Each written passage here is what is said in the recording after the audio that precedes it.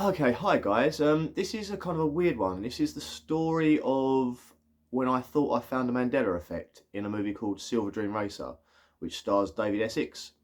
The reason I watched it so much as a kid is because it starred David Essex. My mum was a massive David Essex fan, and she'd got us to go to all these concerts and stuff. I remember going to Dartford Orchard to watch him a couple of times, and obviously this film was on a lot in my house. If you're a kid that's sort of like in your late 30s, early 40s, your mum probably loved David Essex too, so you probably know what I'm talking about. He was kind of like a Justin Bieber heartthrob type of singer from the 70s. He appeared in EastEnders not so long ago as well. If it was like Alfie Moon's uncle or dad or something, anyway. But yeah, so this is about the Mandela effect I had. Now, to give you sort of the build up to this, you need to know that as I said, I watched that film multiple times as a child. I know that film inside and out. I remember we recorded it off the telly, I think it was ITV, because we sort of paused it to take all the adverts out, and we watched that film to the point where I think the video kind of went grainy and blurry. So we watched it so many times. So I know this film, and when the DVD came out, I was walking around HMV and I spotted it, and I was with my ex-partner at the time. I said, "Oh my god, it's Silver Dream Racer," and she'd never heard of it. And the big thing about Silver Dream Racer, for me and everyone that's watched it, is the ending. It's such an impactful ending. So I was like, "Oh no, you need to see this film. I'm not going to tell you anything about it. We have to watch it, and then you'll be blown. Your mind will be blown by the ending of it." So she was like, "Okay." So we took the film home, put it on the DVD player, and the film's basically this. So David Essex is a motorbike rider. He's not got a lot of money for it. He's not got a lot of financial backing for it.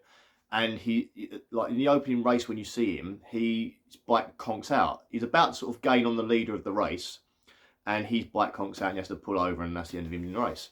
And it's just him and his friend Cider, who's like his mechanic, sort of, he's one man crew basically. And they're sort of joking about how the bikes held together with rubber bands and scotch tape, because that's basically what they can afford. Now, you've also got like the rival motorbike riders in the race. This is like Grand Prix stuff, like the rival motorbike riders, which are the Americans, and they've got all their like the big trucks with the sort of sponsorship deals on and all that. And the little main American is played by Beau Bridges, who plays arrogant American really well in this movie, like really well. And he's got a massive crew around him, and so that's the sort of the hero villain of the film. Now, at the very, very beginning of the film, you see a guy riding around on a a dirt bike, and he goes up a hill and falls down backwards and dies. And that turns out to be David Essex's brother. So then, obviously, David Essex finds out, goes to the funeral, and after the funeral, he speaks to his brother's wife, and his brother's wife says, "Look, he's got a load of motorbikes in the garage. I don't want them. I just want rid of it, because obviously she's sick of motorbikes. Her husband's died on a motorbike. She just wants rid of motorbikes." So she gets rid of these motorbikes. Well, she wants to get rid of the motorbike. So David Essex then goes around, whose name's Nick Freeman. Well, I'm going to try and refer to his name in the film. It's Nick Freeman. I'm probably going to go from David to Nick repeatedly throughout this thing. So Nick Freeman's now looking around at all the bikes, and he suddenly comes across this one that's covered up. When he takes off the cloth, there's this like shining light, kind of like the briefcase in Pulp Fiction. This big shining light sort of shines on him, and it's a silver prototype motorbike. So it turns out Nick's brother was like an engineer, and he built this prototype motorbike that was like really fast and really cool. So then Nick gets the idea that he wants to race this bike at Silverstone. So the rest of the film is basically, apart from a few side stories, it's Nick trying to get sponsorship and build his way into the race with this bike. And then you've got another side story of him like find a love interest in one of the Americans, a girl sort of hangs around with the American crew. And then you've got like another side story. So I've always loved this side story in the film, that he works in a garage and there's a guy that doesn't like him. And he somehow seems to break this guy's radio in really creative ways throughout the film. It's like a running gag through the film. That I've always loved that. And the guy's played by the guy that he works with, the one he doesn't like, is played by the guy that played Little John in Robin Hood, Prince of Thieves. So it is a good, funny little gag throughout. So sort of Nick trying to negotiate his life, try and build this up, meets this new love interest. He sort of leaves his current girlfriend early on in the film, and he sort of meets his love interest. So then we move on to sort of like, he finds a sponsor who's a big bike collector, and he speaks to his dad. His dad says, like, "Go for it, you've got to try," because like he stopped being a boxer at some point. It's like a weird dad story as well, it's sort of thrown in there randomly. They could have easily edited it out, but they didn't. So then we get these sort of like all these characters, like you've got Cider, who's his friend, who's like he's token black guy really, like you get in the 80s films, but he's actually a very good character, and he's a very funny, and he also, I wish he'd been in a lot more things. I've not really seen him in many more things, but he played the character as his best friend, sort of like, and like mechanic thing really, really well. You've got the girl who's a love interest. She's a very pretty girl. She's dark hair. I can't remember her name as an actress, but she sort of like goes on with him, and you find out that her husband died in a motorbike race because of the American team. Like they actually killed him in a motorbike race. More on that sort of later. So then you've got them all sort of like building up to this big race, and then we get to the race, and I'm watching this with my partner, and I'm thinking, oh, this is like she's enjoying the film, and I'm thinking, my ex-partner, sorry, and she's enjoying the film, and we're sort of getting into it, and I'm getting ready for like the big ending. So basically, what happens? He's in the race, he's racing along, and back in the 80s, they didn't have like the microphones like they've got now, or the special tech. They basically had chalkboards. And on the chalkboards, they would write things to show the riders as they were driving past. They'd get the chalkboard, write like stop or pull over or slow down or 2 more laps or whatever. And they'd sort of show the riders as they drive past, they could read the signs. So this is a big point in the plot of the race of the story. So Cider's got that, and he's filling out information as Nick's riding off. And the race is going quite well for Nick. He's sort of keeping up on his fancy new bike, silver bike, the Silver Dream Machine, and he's riding along. And then you get the Americans that are starting. Actually, no. First, you get the girl, his girlfriend, his love interest, gets the sign, and she writes a big I, like the word I, on it, and it shows Nick as he goes past. So he looks at it, he's like, oh, okay, keeps riding. Should really be concentrating on the race more. But then she sort of gets the sign back, and she writes love in big letters, and then shows Nick as he goes past again. So then, as he goes past again, they're sort of doing like, there's loads of laps. I don't really follow motorbike racing, but I know there's like, it goes on forever. And as this goes on, suddenly the girl notices that the American team are trying to do the thing they did to Nick, what they did to her ex-husband.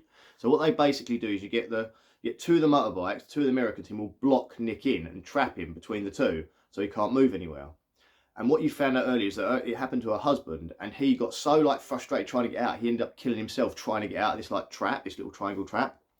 So then she notices they're doing it to Nick. So then she's like, Cider, they're going to kill him. They're going to try and kill him. This is what they're doing. This is what they do. So then Cider grabs the board, writes the word stop in big letters, and then quickly holds it up and does that as Nick goes past. And as he brings the board down, you see that Cider's got it around the wrong way, and he's actually got love written on it. And it's like, oh my God, no. Now, earlier on before the race started, Cider mentioned to Nick, do not push this bike to the edge. We've not done it. We don't know what will happen. We can't push it too far into the red. And Nick's like, okay, I won't do it, sort of thing. So Nick's in this little trap.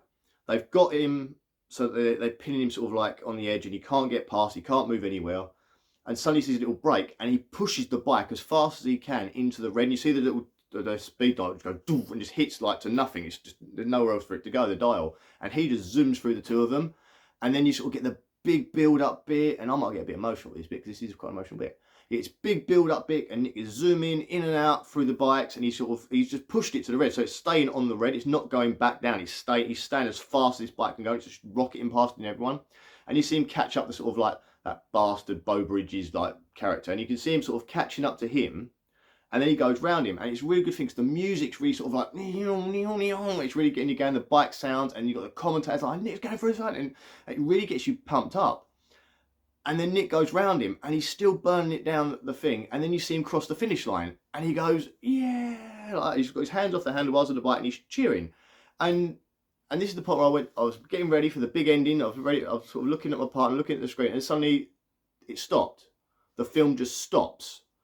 And I'm like, why has this film stopped? This is not the ending of the movie. And suddenly the credits roll, and I'm like, what? Where's the end? The end's not there.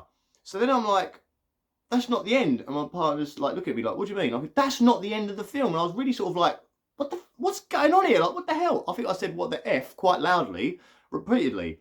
Like, where's the end of the film gone? So then I was like, oh my God, this ain't right. So then I'm like, then I recently heard about the Mandela effect. Now, for those who don't know, the Mandela effect is when a group of people share a same false memory. So a lot of people remember it as one thing, but it's actually something else. So the reason it's called the Mandela effect is because when Nelson Mandela was released from prison, a huge percentage of the population thought he died in prison. Like, a lot of people remember, and they say they vividly remember a news report that Nelson Mandela had died in prison. So it confused a lot of people. They were like, but I thought, and this is why I call it Mandela effect. Now, some people believe we switched parallel dimensions, and in this dimension Mandela did die in the prison, but in the one we're in now he didn't. So a lot of people think it's that. So I'm sitting there watching this film and I'm like, this is a Mandela effect. And I'm thinking, oh no, it can't just be me. Maybe I'm just remembering it wrong. Maybe I've invented this whole, seeing this film 1,000 times when I was younger in my head. So I got on the phone, dial-up phone back then, rang up my mum and was like, Mum, what happens at the end of Silver Dream Racer?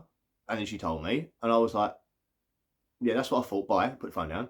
Then I rang my sister. Hello, what happened at the end of Silver Dream Racer? Yep, that's what I thought too. Okay, boom, put the phone down. So then I was like, I'm having a Mandela effect. I must be having a Mandela effect. And it's at this point, I decided to look at the DVD case. So I'll pick up the DVD case. This isn't it, by the way. She's just like the Meg 2. Yeah. I picked up the DVD case, and it said on the DVD case, alternate happy ending at the bottom. And I was like, what? So then I went through the DVD menu, and there is no other ending of this film on this DVD. So I was so gutted. And I was trying to explain to my this isn't the ending. Like, she's now like bored of me ranting about it. And so then I was like, okay, I'm going on the internet. So I went on the internet, and it turns out that when this movie was released, obviously in the UK first, it's a British film, so it was released in the UK first.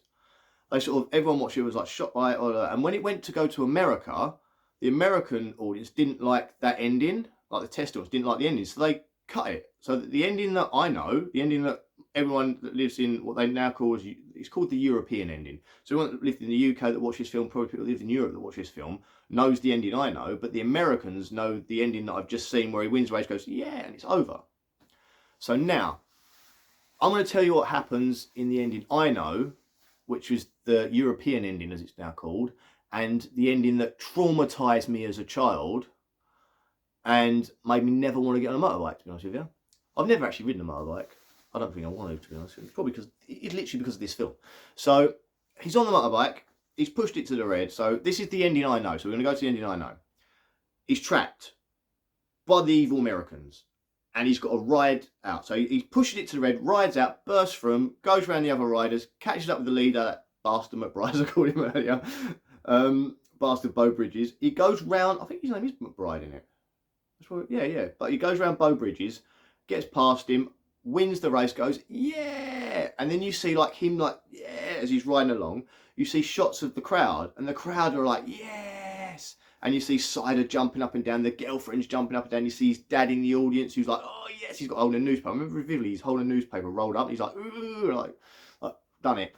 And you see the sponsorship guy, he's cheering. And it's great. And then suddenly it goes slow motion, like in a proper song, and you see him like, instead of going like, yeah, they're going,